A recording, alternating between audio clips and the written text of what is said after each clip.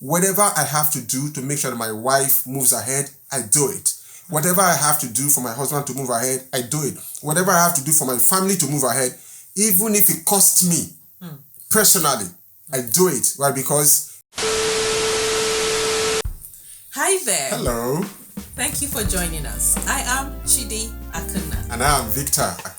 If you haven't subscribed to our YouTube channel yet, Foundation for Family Affairs, please subscribe and turn on your notification bell. Thank you for doing that. Okay, today we'll be talking about something really important, which is managing transition in marriage, even if things are going out of control. Managing transition in marriage, even if things are going out of control. And in doing this, we kind of stumbled on a research which we found really interesting, and it covered 4 types of transition. I forgot to tell you, transition is the process or a period of change of a state or a condition of things. Yeah, the process or a period of change of a state or condition of things. That's according to dictionary.com. Now, talking about the research I was telling you about, this was a research by Merriam in 2005, and they provided 4 types of transitions. The first was anticipated transition, then unanticipated transition, non-event transition, and sleeper transition. We found this really interesting going through this through the 4 of them. Okay, I'll take the first one, which is anticipated transition. This is that point where, yes, you're starting out something, especially something new. You expect challenges. An example would be, you get married, you decide to relocate. Of course, you know it would come with its own challenges. So that's kind of like anticipated. So anticipated is when you plan, you are directly involved. You have made up your mind you're going to get married. So transiting from singlehood to being another one. Yeah, yes. That's a transition. Yes. So what you are expected to do is to find out the changes that will happen so nothing takes you by surprise. Or maybe you get a promotion at work where you were managing 5 people, now you are managing 20 people, you are managing 50 people. That's a transition that will happen. There will be more pressure that will come on your time, more pressure that will come on your time at home. So that's it. That's a transition, so you're anticipating it. Yes, okay. Yes. So the next one is unanticipated transition. Do you want to take that? Yeah, so unanticipated transition is like something like COVID-19 that happened now. Yeah. Nobody planned for it, just like a sudden loss of job. Nobody planned for such things. So when change is you are thrown into change. You are not the one initiating the change. Anticipated transition is when you initiate the change. While unanticipated transition is when the change is thrust on you, where you just, you come to work and then something just happens, so it's something that you don't expect, that you just come and you just have, like someone pushing you into the water, you need to learn how to swim on the spot. Yeah. Now we kind of understand that in this period, a lot of people have lost their jobs. Absolutely. So it is a transition, okay? So we'll be looking at how you can handle it. Absolutely. And come out stronger, okay? The next one is non-event transition. And now this is where you get into something and you're expecting something to happen. You're expecting an event to take place. You're expecting something to occur, and it doesn't. An example would be, like you said, yes, you're married. One of the expectation of a lot of couples is that, yes, we'll have children. When that doesn't happen, it becomes a non-event transition. Yeah. It means that nothing is happening. We experienced it for almost 8 years. After we got married, we're trusting God for our child, but nothing happened. So that was non-event transition. So there are many things that happen. There are many things that we experience in that process. So, for example, sometimes we attend some programs where after speaking, they will ask you, so where are the children? Those awkward moments. On a Father's Day, and they say, all fathers stand up. So you're asking yourself, should I stand up? Should I sit down? Should I be in between? What should I do? Different experience. So it's a non-event transition. So you need to learn how to cope during that process. Yes. Okay, and the last one is sleeper transition. Now this one, it's so remarkable because a lot of people do not realize that they fall into this category where it's like, example would be, okay, parenting or new job, like we said earlier, and you do not realize that, like he was saying earlier, it's come with its own responsibilities, new responsibilities. Yes. And you need to be building competencies and skills, new skills for this job, for this new role. Absolutely. Okay, parenting, yes, okay, you were single, and then you married, and now you have children. You need some kind of skills for this. Okay, so sleeper transition is that point where you do not realize that you're just unconscious about it. You're not doing what you should be doing about it. Okay. Sometimes this happens when people underestimate the requirement for the new role. So you've been performing at a certain level. Like they say, when you start a job newly, most times you are recruited. You are hired for your technical competence.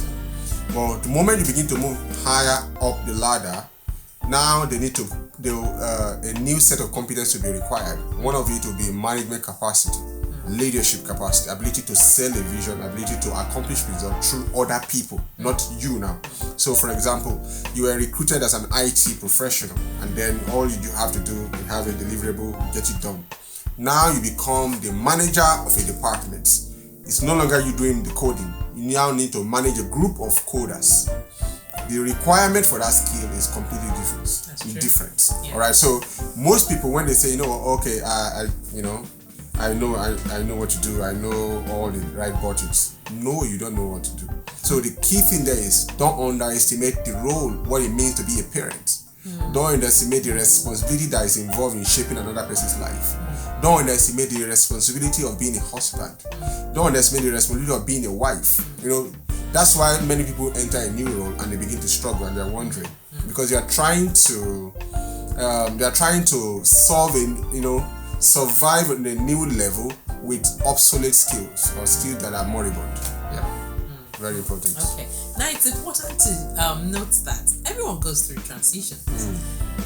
We all, in different ways, different phases of life, we at some point or the other go through transition. Yes. So it's not something that is peculiar to you. No. Okay. If you're feeling like, COVID happened and I'm without a job at the moment, you're not alone in this. But what we can assure you is that you will come out of it. You will find another job. Yes. A good paying job. Okay. And your family will bounce back. Absolutely. And then for some of you, this is an opportunity for you to run your own business. I'm telling you, some people will leave this particular situation and build multinationals. And that's how life is. Sometimes you've been getting a nudge to do something, but you refuse to listen. So situations present itself that launches you. And then you find out that, why am I even afraid? I don't have a job anyway, so I could as well start out my own stuff. That's true. Okay. So in talking about how to handle it, the first thing we would like you to do is assess where you are in all of this. Good. Okay. What's happening? How? Because you need to know where you are before you begin to take the step 2, which we have tagged map out a plan. So where are you in this transition? So the first thing there is this: after you say, where am I? One of the key things you also need to put into consideration when you're assessing where you are is to know how bad it is. Is it? Now I've lost my job. How much do I have in savings? How long will this money last? Alright, so be able to understand what is the situation. The next thing you need to assess is, what resources do I have at my disposal? By resources, I don't just mean money. I mean the ideas you have. Your spouse is a resource. Your children are resources. The network, what we call social capital, are resources. So what do you have? That way you can now begin to talk about the next phase, which is mapping out a plan. Okay, and this is very crucial. Like he was saying earlier, could it be that you've been having a nudge to start your own business? Could it just be the right time? So you need to have a plan. Yes, he talked about resources. With the resources I have, how can I engage these resources to get us out of this? Absolutely. And then in doing that, of course, you'll be having specified periods. Okay, from this time to this time, I'll be doing this. It's very important to plan.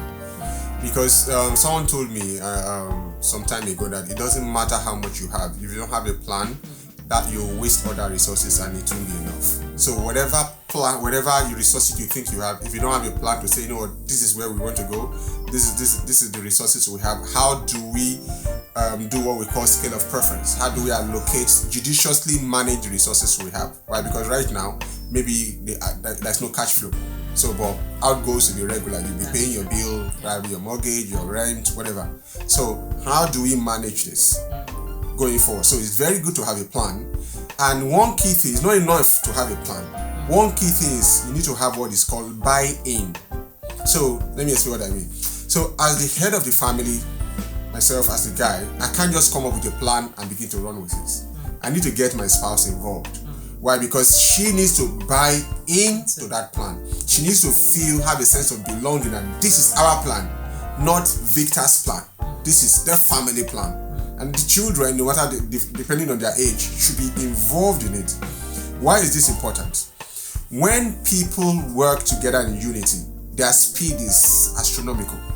They accomplish better things. Secondly, when people have a common vision about something, see, it helps you to manage. For example, so let's say we have limited resources, and then we are trying to find a way to manage it. If I just tell everybody, sorry, we can't spend that money, and I don't explain something, people will feel distraught. People will feel like, is our life changing? But when I communicate what we need to do that money for, how doing that to benefit her and them, definitely people will know that, okay, it's not being selfish now, it's not being mean. This is the reason. So don't allow the frustration to make you shut down and assume and make people and expect people to just understand. No, you need to communicate. You need to communicate. I like that. Okay. But you touched on something I kind of think we need to go a bit deeper into. Tell me. You said as the head of the home, you would need a buy-in from me. Absolutely. As your wife. What if the person in question here is the wife, is the woman? How would she get buy-in from her husband? I think the same thing applies. Now, one key thing that will help is how you've been interacting before them. The kind of relationship that you've had up to the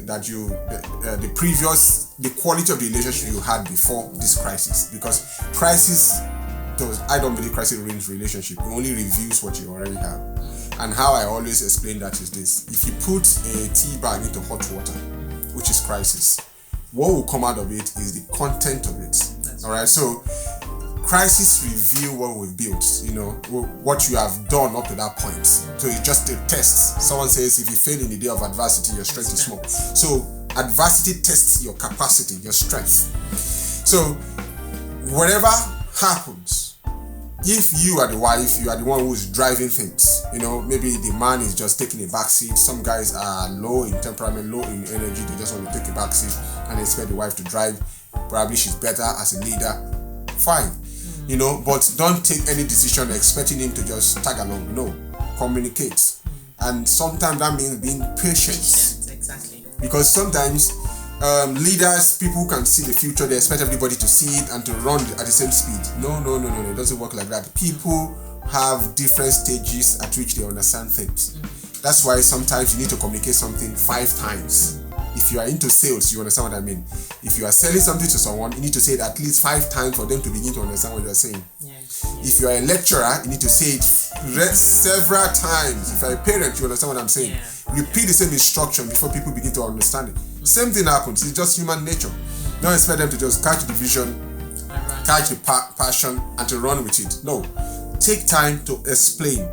While you are explaining, put into consideration what they are interested in. So, for example, we want to go here.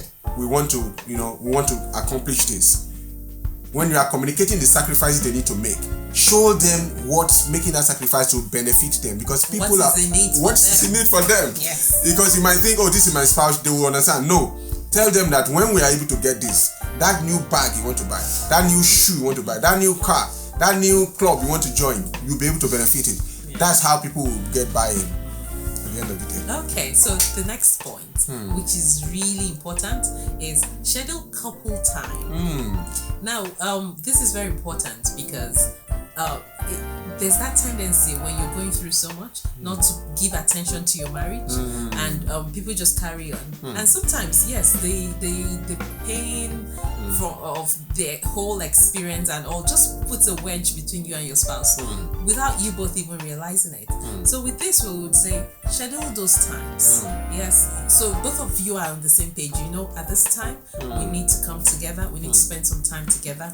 Spend your time talking. Look out for the other. Ask questions. Okay, how do you feel about this? Don't just leave your spouse to go through it alone. Let that person who is in that phase, or if it's both of you, know that I'm here for you. We're here for each other. If you don't have anyone else, you can trust that you have me. You have my support. I'm gonna be in this with you all the way. Okay. So in those times, you know, like we would always say, do not forget your rituals. Adversity, like he was saying, kind of reveal what has been. So with those rituals, you can't, because you're going through something, now abandon certain rituals. Yes, you're in a bad place, but you need to find the energy and the courage to come out and be there for your family. So if you had rituals of like, okay, early in the morning you need to come together and pray, you still need to continue with that. You need to do that. Do not just lie in bed feeling so down, you know, crying and all that. You need to be strong. You need to be there for them. You know, one of the reasons why one thing that transition brings change. And change is often inconvenient. Change is often uncomfortable. Certainly. All right. So when it's like you are being pushed to the realm of the unknown, you don't know where the next meal will come from, you don't know where the next income will come from. It's a lot of, so it's very good for you to have some form of normalcy, some form of things that you are familiar with.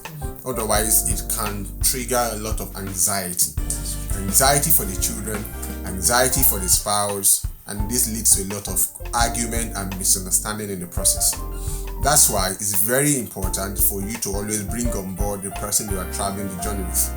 So always communicate. There were times we experienced transition. We've experienced different kinds of transition about our children, about jobs, about life, about moving, traveling, relocating, different transition. How did we, carry ourselves all through?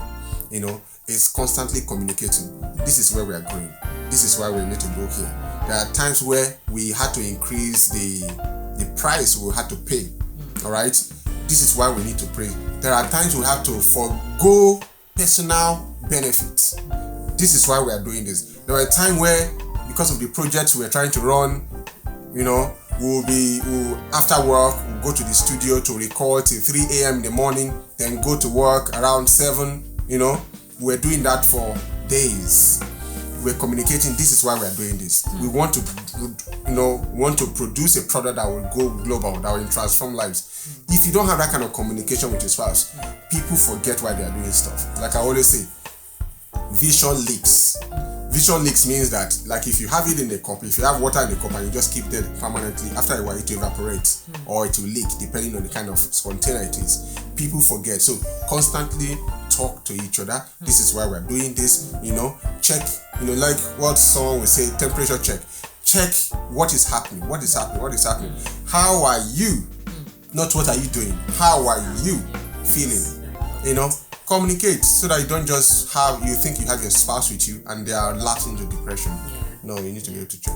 Yes. Okay. So the next one is use that experience as a teachable moment. Especially with your children now. Sometimes parents forget that children are also impacted by transition. Absolutely. So you see some children become even more quiet than they used to be. Sometimes in school, teachers start querying, why is this child like this? Sometimes children refuse to do the work just because they can sense mom or dad is going through something because they are not themselves, they are not upbeat anymore. So they just carry it like this burden on their shoulders, like, it might be because of me. And they start acting out. Okay? So you need to use that experience as a teachable moment. Absolutely. I'll give an example. If it's like a situation where it's like you've lost your job, of course finance has been impacted. So you call your children and talk with them. Okay, at this point, we have to lean on one person's resource. This is how much we have. This is our these are our outgoings. What we have is not enough to meet up. Just talk with them, carry them along. But this is what we plan to do. So they see it. What that does for the child is, after going through that process, watching you go through it and bounce back, makes that child realize that, wow, there's no situation I cannot, face and, come through strong. Someone said that don't let crisis go to waste. Every crisis needs to be maximized. Within every crisis is a seed of opportunity. True. It's about how we see it. Someone also said that it's not what happens to us, it's about how we react to it. So there are different transitions that will come. People will do stuff, but your response to it is what is going to influence. So use it as a teachable moment and tell your children, this is what we are going through. That way is another way to even help them get buy-in, like what we explained earlier. And build skills as well. Build skills, build thinking capacity, let them see you practical. Children are like sponges, they soak up whatever, don't shoo them away from that. And they have this, ephemeral or utopian perspective to life about finance. No, this is what happens. This is how you bounce back. When remember, you're not raising children, you're raising adults. Yes. So adults will go through phases. All right. So equip them with these skills quite early and set them ahead of their colleagues. Yeah. Okay. So the next point we'll be considering is you need to know what to overlook. Yes. You need to know what to overlook. Okay. At this point, when how they say a hungry man is an angry man. Yes. So at that point when you're in need of something, everything just irritates you. You're irritable. So anything, little thing your spouse does at that point is like, oh, and then the poor spouse might be saying, oh, but I didn't mean it that way. You're adding sticks to the fire. It's just gonna explode. Oh my word. But you need to know what to overlook, and I think this would also help when you are in the right place with God. You maintain that connection. Maintain that connection with God. That's like your relief from whatever is going on. Absolutely. However you feel. Because you need to be in a place where you pour out your heart. And God is the best person that can do that. That's what it does for me. So, as regarding your spouse, knowing what to overlook. Why? Because during transition, emotions can go high. People can be frail. Tension can be in the atmosphere. Why? Because not because you are angry with your spouse, but because you are anxious about the future. It's like walking into a place blindfolded. So there are many uncertainties. That's what I'm trying to say. The fear of the unknown can make people live in a very tensed environment. So in that case, when your spouse does something, rather than thinking about what they did, think about the intention behind what they did. Because sometimes people may have a good, genuine intention, but they are just sincerely wrong. So it's good for you to look at the intention. Is this person trying to hurt me as a person, or were they just genuinely mistaken? So very important for you to know, because one key thing is this: no matter what you go through, make sure that your spouse is your ride or die. Make sure that you don't alienate the person that has your back. Because if I used to watch this documentary a lot. I watch documentaries, and one thing that I've always seen is that before a lion can attack a head, first he will do it to separate it from the head. Yes. Will attack an animal or something, maybe like an antelope or something. The first thing you need to do is to separate it from the group. The moment it is separated from the group, it becomes an easier prey. All right. So anytime there is a transition or something happening from outside, make sure you're not alienated from each other. Because the moment that happens, your strength will dissipate and you become easy prey. Very good. Okay, so the next one is you need to reinvent your mindset. Roles in marriage. Good. Now, this is very critical because this is not the time one person begins to insist on it's not my role to do this. It's not my job to do this. I cannot be cooking. I'll give you an example. Probably it's the man's job that has been affected, and the wife has to, fend for the family, earn, and then come back, and try to meet up. Sometimes you find out that that spouse who is trying to, earn because of what's happening, hubby doesn't have a job anymore. Decides, okay, I'm going to take on more hours of work if it means earning more, if that would, give me more earnings. So if hubby decides at that point to sit back and expect the woman who's gone out to come back and then do the cooking and fix things in the house and all that, it could be really frustrating, and then you get to that point where it's like, oh, you're not helping, and unnecessary conflict just, would arise from that. So it's the time to reinvent your mindset on roles in marriage. There are certain things you need to jettison. Absolutely. One key thing we need to understand here is that we are members of the same team. And members of the same team, like what's the name of this man? Michael Jordan will say that one person can win a match, but it takes a team to win a tournament, to win a championship. Alright, so you guys can win. I, as a person, can win, 1 or 2 battles, but it takes a team to win a war, which is a bigger picture. Alright, so it doesn't matter what you are going through.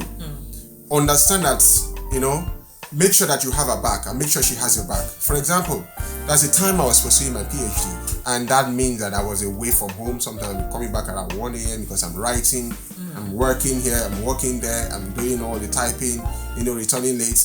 What did she do? She was the one that was practically running everything. Usually we do shopping together, we do everything together. But at that point, she had to pick up everything, without complaining. There was a time she had to go to complete a legal practice course to become a solicitor in the UK. I picked up everything, doing all the cooking, doing all the stuff. That's how it's supposed to be. So it's not teamwork. Teamwork, that's the word. Alright, together we achieve more. That's the concept. Alright, so everyone achieves more. So the concept here is this. Don't think that, this is the role of a woman, this is the role of a man. So when you need to swap roles, you are being rigid with the concept of, no, be very flexible, be very fluid. And our concept here is this. Whatever I have to do to make sure that my wife moves ahead, I do it. Whatever I have to do for my husband to move ahead, I do it. Whatever I have to do for my family to move ahead, even if it costs me, personally, I do it. Why? Because when the family succeeds, everybody succeeds. Everybody succeeds. And that's the only way you have a woman that is fulfilling her career, a man that is fulfilling his career, and nobody is disgruntled. Rather than just one person picking up the bit. After a while, people get weary and people get resentful. You don't want that kind of a person on your team. That's very powerful. Okay, so the next one is you need to celebrate small wins. Celebrate small wins. Yes, one day my husband just stopped me and was like, I want to learn to be more present. Because if you're not careful, you remember? Yes. If you're not careful, you just be thinking about the next target and the next target. You forget that we're actually achieving these things and these are targets. So celebrate small wins. Yes, celebrate even the fact that there's still one person in the home who's got something. It might just even be that both of you have lost your jobs. There's something to be grateful for. Celebrate small wins. Celebrate small wins. Why? Because sometimes the process can be long, the plan you have can be long, and like they said, when the hope deferred makes the heart sick. So it's good for you to have little wins and say, okay, we've done this. Yes. Okay, so for example, you guys are in debt, £20,000, and you are thinking about how are you going to clear up all these credit cards. If you are able to make consistent £500 every month, celebrate that small win. I'm telling you, because it reduces the overall compound interest. So whatever you are able to do, celebrate it. Very, very important, right? Because the natural thing is to overlook what like I like this saying a lot. I may not be where I want to go, where I want to be, but I'm not where I used to be. So you are making progress. That's right. You are making progress. Another point I like to say, at this juncture is this: if you lost your job, don't spend that time wallowing in self-pity. Ask yourself, what can I learn from this situation? What can I do? How can I reskill myself? There was a time I lost my job, and the key thing there is this: I took time then and went back to go and learn, develop my coaching skills. I went back to go and I started building some networks. All those networks are paying off now. When the time to perform has come, the time to prepare will have passed. So this might be a time for you to prepare for the next phase, for you to relaunch, all right, and make sure that when you relaunch big. That's the best way to come back to the scene is to come back bigger and better than you've ever been.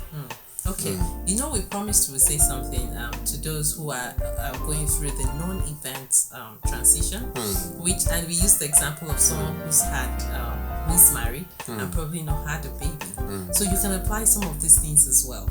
Yes, your small win might be the fact that I don't have a child yet, but hubby loves me. And he's doing his best to put a smile on my face. I mean, that was my case. Don't make me terrible. So that might be a small win. Don't overlook it. It's a big thing. There are some women who would also want to experience that I don't have a man who is saying, oh, give me a child and all that. Rather, he is about you improving yourself and getting on with life. Yeah. Transitions are not here to ruin your life. They are opportunities. I read somewhere that's the next point we're going to. So you might as well take it. Yes. Which is that you need to work on your perspective. Yes. Do you see it as a challenge or an opportunity? So Absolutely. you go on then. Like there's a proverb, there's a saying I read about the Chinese people. They said the same word for challenge is the same word for opportunity. And what's the difference? So the difference is perspective, where you stand, how you look at it.